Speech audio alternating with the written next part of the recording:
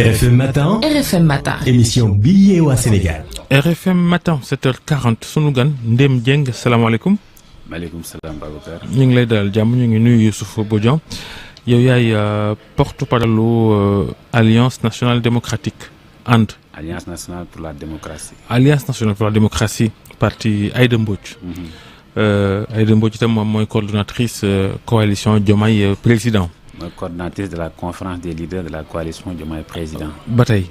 li ci mënti am daal. waaye coalition moom bokkuñu ci législative bi wala bokk Pastef nee na liste yi Pastef lay tudd ñu gis communiqué bu Aïda Mbodj signé ne li nga xam ni moom mooy loola ci lu ñu ànd la ba tax coalition Diomaye président dana jàppale Pastef ci élection législative yoo am le 17 novembre noonu la am. effectivement li am mooy la coalition Diomaye président effectivement ne participer ci élection législative du 17 novembre sous la bannière du parti Pastef. parce que boo xamee rek le processus par lequel ci lañ tege la coalition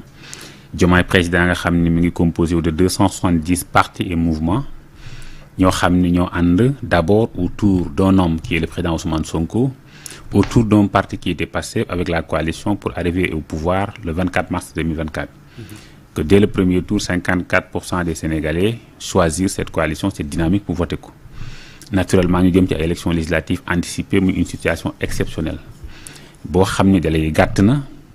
boo xam ni dynamique unitaire bi ñu àndan ci la ñuy continuer. Pastef nekk la locomotive de cette coalition et son leader nekk membre de la coalition parce que le président de la coalition c'est le président de la République Bassirou Diomaye Diakhar Faye. Le président Ousmane Sonko qui est président de Pastef, membre de la coalition mais locomotive de cette coalition. Ñu accepter bon ça c'est l'incohérence de Diomaye Faye tekki ndombal tànkam ci Pastef en tant que secrétaire général ba noppi di jiite geneen kuréelu politique gu ñu naan Diomaye président bref am déet est-ce que loolu ànd na ci sa gis-gis. amul incohérence d'ailleurs le président dafa respecté parole bi mu waxoon que su fekkee dafa jiite réew mi Sénégal président de la République dootu yore benn ndomba tànk wala jiite benn structure ci partem. oui respecté ko démissionné oui, ci partem rester un militant simple de son parti. ba pare mu nekk président c'est son parti qui est membre de la coalition Diomaye président, le président de ce parti Ousmane Sonko, lui qui est le président de la République parce que c'était une coalition autour de sa personne qui était le candidat. Donc ñi nekk ci coalition bi ñenn ñi naturellement lañ dem adhéré ci ñi ci des moom lañ waxtaanal dem adhéré ci ñi ci des projet bi lañ gëm ñi ci des Sénégal rek moo leen ci intéressé ñu ànd ci dem. Donc le fait que mu nekk président de la République tekkul mu nekk un Sénégalais un citoyen qui vote ñoo xam ne am nañu ko gëm ànd ak moom ne ci une coalition. mu déchargé wu ci c'est le président je peux appeler même président d'honneur de cette coalition. mais mu fab la conférence des leaders dénk ko la présidente docteur Aïssatou Mbodj mu koy piloté di ko doxal. Ousmane Sonko jiite Pastef di parti bi nga xam ni mooy l'ossature dorsale de cette coalition nekk le président de ce parti nekk membre de cette coalition. concrètement nu muy demee léegi bannière Pastef ngeen di demee comment ça va se passer investiture yi parce que ñuy dégg ci yenn zones yi pour nga nekk candidat il faut nga am carte Pastef est-ce que noonu la demee. non loolu na demee ci biir Pastef. ni muy demee c'est très simple. sous la bannière de Pastef la ñuy demee ci élection législative yi ñu jëm. benn parti politique muy Pastef jiite ki ko jiite muy président Ousmane Sonko mu demander à ses responsables au niveau national de faire des investitures andil ko ko. les membres de la coalition ñu am confiance ci moom ànd ak moom mooy defar la liste mooy investir ce sera la liste Pastef mais les membres de cette ñi ñuy investir ci biir liste bi ñëpp duñu bokk Pastef. donc dana jël des leaders de la coalition Diomaye président ñi nga xam ni. peut-être jàpp na ni sur le plan politique mën nañ am apport sur le plan politique mën nañ permettre ñu gagner tel ou tel département sur le plan politique mën nañ am coalition bi soxla na leen pour am résultat yi soxla ci législative yi mu intégrer ci liste bi ñu ànd dem parce que parti bu ñu mënoon di jël ci coalition mënoon a porter cette élection là ce qui était plus sûr rek plus important te li ñu jàpp ni ak l'expérience vécue ci traversée yi ñu am ci ay élections ci difficultés yi ñu am ci ay investitures de nature de coalition li gënoon logique gënoon a simple ci délai yu gàtt yi ñu am mooy faire confiance au président Ousmane Sonko mu def les investitures lui seul. waaw sëñ Ndéme. Sonko wax na dëgg ndax Pastef moo ëpp doole. ci seen mbootaay yi seen ànd bi. ci Sénégal te seet nañ ni parti yu ndaw yi. dañoo mën a langaamu trop ci ay coalition te Pastef dafa soxla dëggal boppam parce que dafa soxla natt boppam te dañu xam élection yi lu Pastef di peser ci législative yi c'est normal que ñu bañ a àndandoo ci ay coalition jéem a wane seen bopp tuuti am déet. d'accord nga ni coalition yi dafa bëri affaire la ngàmmu. c'est vrai je suis d'accord xam naa ni coalition yi bëri na ñoo xam ni sur le plan politique du permettre ñu am une lisibilité politique. man dama bokk ci ñi nga xam ne bi ñuy def dialogue bi en 2021 dama demandé ba ñu organiser ay élections générales au niveau national. que parti yëpp participer ci ku ko amul 5% ñu dissoudre sa parti. pour que ñu mën a am une lisibilité du jeu politique. donc loolu awma ci benn difficulté je suis tout à fait d'accord non seulement c'est pas parce que Pastef daf ko war a def pour wane boppam Pastef wane na boppam mooy arrivé na au pouvoir et que moo porté la coalition Diomaye président defe naa ni liggéey bu ñu liggéey à travers leur leader parce que Pastef c'est d'abord Ousmane Sonko c'est lui l'incarnation c'est lui qui incarne le projet autour de lui il y a un parti autour de lui il y a des individualités autour de lui il y a une coalition donc dem ci élection bi c'était normal en tant que parti mën a joxe son identité ànd ceeg ñi nga xam ne gëm nañ ak moom ànd ak moom projet bi Sénégalais yi ànd wóolu leen ça ne change en rien responsable yi ñu am au niveau de la base ñu investir la ñu mën a am occuper responsabilité xel nangu na ko parce que nous sommes en politique mais il y a des gens qui se sont battus plus que les autres pour que ñu accéder fi ñu accéder donc c'est normal que mu yore un parti arrivé au pouvoir parti boobu ñu dem élection mu mën a implanter au niveau national dans la mesure où am na légitimité bi historique am na légitimité politique bi et que ñi ànd ak moom ci liggéey boobu aussi gëm ko ci projet bi amuñ ci problème là-dessus parce que nous sommes réalistes en politique il faut être réaliste il faut être xool aussi li nga xam ni moo ëpp solo pour ñu am victoire parce que ci schéma bi gën a probable pour ñu am une majorité écrasante à l'Assemblée nationale wala une majorité bi ñu soxla moo ñu demee sous la bannière Pastef ànd ak moom campagne bana xool suñu bopp bañ a xool suñuy parti suñu appartenance mais ñu xool le Sénégal xam ni les Sénégalais ont choisi un président à travers un projet porté par un homme. mais décision boobu dafa mel ni am nañu ci àndul gis nañu Maître Moussa Diop Charles Émile Ciss mi wax ni moom day génn carrément ci coalition bi est-ce que quand même ñi jiite coalition bi ils permettent que contradiction yi am ñi mën a exprimer wu parce que gis nañ ni Maître Moussa Diop par exemple il a été considéré comme si dafa démissionné alors que boobu ñu war na wax ni génnul coalition bi. xam nga bu fekkee réunion bi mujj def keroog kin fat il y a cela 3 jours man maa nekkoon modérateur bi Ousmane Sonko c'est un démocrate rencontre bi mu am ak la coalition Diomaye amagu ko ak waa partem mu convoqué ñi coalition bi ñëw mu waxtaan ak ñun ci lu mu gis le pourquoi mu jóg bëgg a doxale nii la coalition c'est 270 partis et mouvements c'est normal mu am divergence ci biir c'est pas parce que vous êtes 100 vous êtes 200 vous êtes 300 que tout le monde doit penser de la même manière c'est ça aussi la démocratie mooy accepter la contradiction loolu c'est pas un problème interne qui peut se poser bi mu ñëwee expliquer les raisons aussi ña fa nekkoon ma joxe parole nga xam ni presque ña fa jël parole ma ëpp nañ 15 lu ma 30 soxla waatoon mais temps bi mayewu ko woon à l'unanimité te ña fa ñëwoon ils accepté nañ le principe dem ak la coalition Diomaye dem ànd ak le parti Pastef et que bi ñu paree discuter ci groupe WhatsApp bi nga xam ne moom la leader yëpp bokk ci lañ defar un communiqué pour confirmer loolu au-delà de ce communiqué presque l'ensemble des partis et mouvements yi ci ne def nañ seen communiqué individuel dugal ko pour wane ni ànd nañ ci dynamique bi et que nous allons accompagner le président de la République parce que ce qui nous lie avec le président Ousmane Sonko ou le président Diomaye c'est un projet, c'est le Sénégal ce Sénégal-là Sénégalais yi ñoo am confiance ci ñun dénkuñu ko le 24 mars ñu am responsabilité jox leen ay résultats pour ñu jox leen ay résultats nag il faut que ñu am un pays stable il faut que ñu am une assemblée stable il faut que ñu am une majorité pour que réforme yi nga xam ne bëgg nañ ko indi assemblée ñu mën ko ñu bëgg apporter ñu mën ko indi ñu voté ko projet vision bi ñu am pour le Sénégal ñu mën ko matérialiser réaliser ko donc toutes ces questions réunies def na ba lépp dafay transcender lu bëri maintenant 2 cas yi nga wax muy le frère Charles Émile Ciss muy Maître Moussa Diop am nañ liberté wu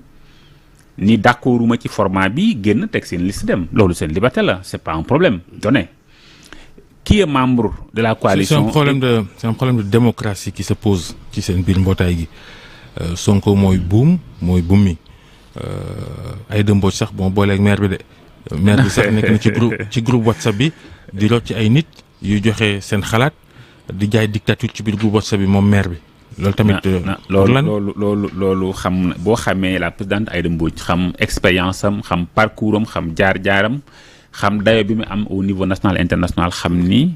peut-être loolu du ci koom du cëram du ko doxale jàpp naa ni doon na gën a compliqué bi ñu nekk au niveau de la coalition Yewwi Askan Wi moo jiite woon comité arbitrage investiture yi ñu def yépp ci maire yi au niveau national moo ko doon validé te c'était plus compliqué parce que ça c'était une coalition bii ña fa nekk ñëpp seen yaay la doom lañ toll ci moom ñu ci bëri ñu ci ëpp bokk mu am parcours ak respectabilité bu tax le président jël ko dénk ko la coalition mu koy doxaleen bu am solo ba ñu permettre ñu tey mu bokk ci ñi contribuer pour ñu am une victoire éclatante au niveau national. Groupe nag mën na am ay divergence foog mu am règle foog mu am leadership da ngay jàpp ne aussi coalition bi bu Diomaye président dafa wuute coalition yu bëri ñu doon fonctionner bu njëkk bu doon coalition c'est des partis politiques nga xam ni c'est des gens déjà connus yu def yenn parcours yu yori parti même bu ñu amul ay nit sax c'est des tours yu ñu miin Diomaye président dafa di coalition boo xam ni peuple sénégalais moo ko décidé c'est-à-dire que yow mu yor sa mouvement ci sa quartier sax am na ñoo xam ne sa quartier nga yor sa mouvement ñëw adhéré ci projet bi nga yore sa mouvement ci commune wala département nga ñu adhéré ci projet bi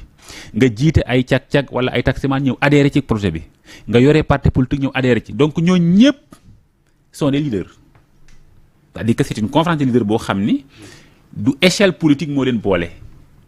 kenn ku nekk la nga fay représenté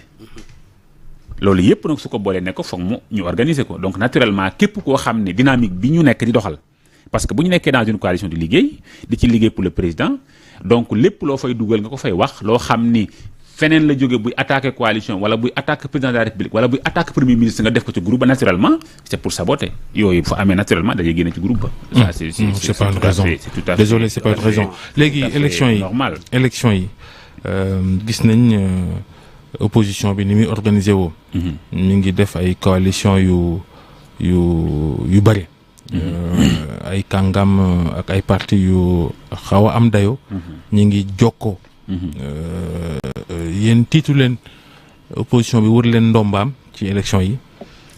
tiituñu parce que toute l'opposition réunie lañ jàkkaarloo na élection yi génn ñu am 54% dès le premier tour. toutes ces coalitions ñoom ñëpp toutes ces coalitions yi génn nii ils étaient acteurs de l'élection présidentielle passée. teewul le candidat Bassirou Diomaye Faye et sa coalition Diomaye arrivé au premier tour. Donc amuñu difficulté benn. Et que sur les xam nga une élection législative. C'est une élection boo xam ni bokkut ak présidentielle. Effectivement. Mais c'est plus compliqué. booy xool coalition bul xool tur yi amul solo bu fekkee da ngay homme politique di observer la ngay njëkk a wax bu ñu tegee coalition bi mooy sur les 46 départements coalition bi ban département la mën a gagner. D'abord parce que département yi raw gàddu la. Nous sommes sûrs que sur les 46 au moins on aura les 40 ou 42 départements c'est sûr et certain. Ah ouais? Et on peut avoir les 45 ou les 46. Ça on est sûr à notre niveau parce que une coalition pour mën a menace da nga naan ma mën na gagner fii. Ah mais c'était pareil pour les législatives passées. Ah. Ce qui est sûr et certain j'ai du respect quand même pour toutes les coalitions qui sont formées. C'est des grands, c'est des gens qui ont fait leur parcours, c'est naturel. Mais malheureusement les Sénégalais ont opté pour le changement. Les Sénégalais ont opté pour un nouveau régime. Les Sénégalais ont opté pour un nouveau programme. Les Sénégalais ont opté pour le président Bassirou Diomaye Diakhar Faye. Et ils ont opté pour la liste qui sera portée par le président Ousmane Sonko pour jox ko majorité. Donc amuñu ci benn inquiétude. C'est le jeu démocratique. Mais ku ci mel ni Amadou Ba quand même gis nañu li mu pesé ci présidentielle bi passé bunoo jàpp ni mënul gagner benn département. Non, honnêtement parlant nag, parmi toutes ces coalitions données, je sais que Amadou Ba ne peut pas arriver troisième. Je sais qu'il ne peut pas devancer objectivement la coalition du PDS APR. Je sais que il ne peut pas devancer la coalition de Khalifa Pur, politiquement parlant, parce qu'il ne faut pas se leurrer, il faut voir où est-ce qu'il peut gagner. Amadou Ba, ce n'est pas une menace pour nous, en toute sincérité. C'est différent, c'est une élection législative, c'est par département. Il faut voir dans quel département tel candidat pourra gagner. Moi, je suis dans le département de Bambey, je sais que dans toute la région de Diourbel, on gagne les 3 départements. Ah oui, donc il n'y a aucun problème qui se pose, et c'est valable presque pour l'essentiel du territoire. Il peut y avoir 2 ou 3 ou 4 départements qui peuvent échapper, et c'est tout à fait naturel et normal. Et peut-être benen quand le monadem, mais à part ça, je sais que nous aurons la majorité absolue. Amuñ ci benn inquiétude. Li ñu bëgg rek mooy ñu dem ci élection yi jàmm. Sénégalais yi voté le 17, le 18 ñu xëy liggéey. Aïda Mbodj dina nekk ci liste yam. Bon, loolu du man maa koy détenir. xanaa du moo jiite parti bi te ci parti bi ngeen bokk xanaa am ngeen ay ambition bokk. du question d'ambition xam nga nit nekk na sax ministre wala premier ministre bañ a nekk ci ay liste nit mu nekk ñoon ay responsable bañ a nekk ci ay liste ça dépend bu fekkee mën na ko intéressé mën na ci ne comme mën na ci bañ a ne mais du loolu mooy déterminer accompagnage bi nga xam ne am nañ ko ci li am solo pour man mooy ñu am une bonne liste boo xam ne ñu permettre ñu gagner au niveau national et que ces députés-là soient des députés du peuple certes à travers un parti politique ligne politique bi nga xam ne am nañ ko ak projet bi ñu am di ko jaay Sénégalais ñu mën ko yóbbu ñu mën a am réforme yi ñu soxla Assemblée nationale mën a voter loi yi ñu fa soxla mën a def une orientation économique bu ñuy permettre ñu jóge ci un pays en développement mooy réew mu ndóol ba mën a àgg demain sur un pays développé te loolu pour ñu am ko il faut ñu am une bonne institution à l'Assemblée nationale et de bons députés donc li intéressé Aïda Mbodj présidente de notre parti président de la conférence des leaders de la coalition Diomaye président mooy liggéey pour le Sénégal comme ni mu ko mës di defee ba muy nekk maire ba muy nekk président conseil départemental ba muy nekk ministre ba muy yore la DER actuellement may wax ak yow mu ngi au niveau du nord def une tournée nationale pour rencontrer les jeunes les femmes pour voir comment faire pour que ñu mën a contribuer sensiblement sur l'amélioration de leurs conditions de vie à travers structure bu mu yore donc day accompagner le président de la République day accompagner le premier ministre day accompagner le régime ensemble pour que ñu arriver à des bons résultats. Oui. waxtu yi jeex na waaye dañuy wax ci wàllu càmbar gi ñuy càmbar alal réew mi ci ñi ko fi yoroon gis nañ ay nit yu ñuy teg loxo yow Ndem Dieng ñu tudd la ci coowal FONGIP ba tegoon la loxo itam yaak ñeneen yow ñu bàyyi la ñooñu ñi ngi ci kaso ba léegi. lu tax loolu ku ma am ndey ku ma amul ndey la li nga bokk ci Aïda Mbodj moo tax ñu bàyyi la am déet. merci beaucoup bonne question nga posé ma question boobu ku ma xam suma parcours xam suma jaar-jaar xam sumay valeur xam ne ci àdduna mënut a dox ba ma def lenn loo xam ne ku ma ca fekk xeeb ma j'ai fait 12 ans dans l'opposition am beaucoup de possibilités bu ma neexoon ma dem ci un pouvoir man mi nekk dans l'opposition comment fonctionne le régime du président Macky Sall comment est-ce possible man ma am possibilité di bénéficier wu wala may joxe ay financement ci FONGIP mënut a nekk am na ñu ci tudd ci benn dossier am ku ci cité ay tour cité ma ci bi ñu ma convoqué entendre ma xam ne sama yoon nekk ci ñu bàyyi ma ñibbi am na ñeneen ñu ci entendre ay financement jot ngeen ci financement yi ñu xam ni seen yoon nekk ci dossier bi ñu bàyyi leen ñu ñibbi j'étais pas la seule personne mais ce que je sais ci wërte wër mooy amut lenn loo xam ne mën naa ko reprocher sama wala ñu mën ko reprocher ñetti yoon yi ma mas a dem yi ma mas a arrêté yépp c'était d'ordre politique c'était en 2011 2012 au PDS yeneen deux yi ci des yépp c'était sous les activités du président Ousmane Sonko donc amul benn arrestation benn malversation benn responsabilité bu ñu ma mës a dénk wala bu ma mës a yor bu ma am. bon après yoon dina wax ci xam parce que vous êtes en liberté provisoire. enquête yaa ngi wéy. waay c'est ça non. effectivement waaw. yow coow loolu xaalis boobu yow gis nga comme gisoo ko xaalisu FONGIP boobu ñu ni dafa naax saay. mënuma ko gis parce que benn liggéey moom moi je suis un fonctionnaire de l'État du Sénégal je suis au ministère de l'urbanisme je n'ai jamais travaillé au FONGIP jamais. je n'ai jamais faire mënuma ci liggéey ak nit pour mu am ci lu mu ci amul lu mu ci mënul nekk donc loolu c'est un faux débat boo xam ni peut-être ña ko initié woon am na lu ñu ci jublu nous sommes dans un cadre politique am na lu ñu yaakaaroon ni ndéem nangam comment faire pour stopper loolu ñu créer benn information bind benn affaire mais amul lenn loo xam ni mën na am wala ñu mën ma ko reprocher dans la gestion wala ci lu ma mës a yor wala lu ma mës a doxal ci samay mbir. dañ xam fu yëf yi di mujjee jërëjëf Ndem Dieng. Inch'Allah merci beaucoup bala ñoo jeexal rek ñu baaxee mbokk yi. cette nouvelle triste nouvelle la mort d'Amadou Makhtar Mbow ancien directeur général de l'UNESCO à l'âge de 103 ans El Hadj Assane na ci dikk ak yéen ci kanam tuuti jërëjëf Ndem Dieng jërëjëf Youssouf jërëjëf Soxna Nata.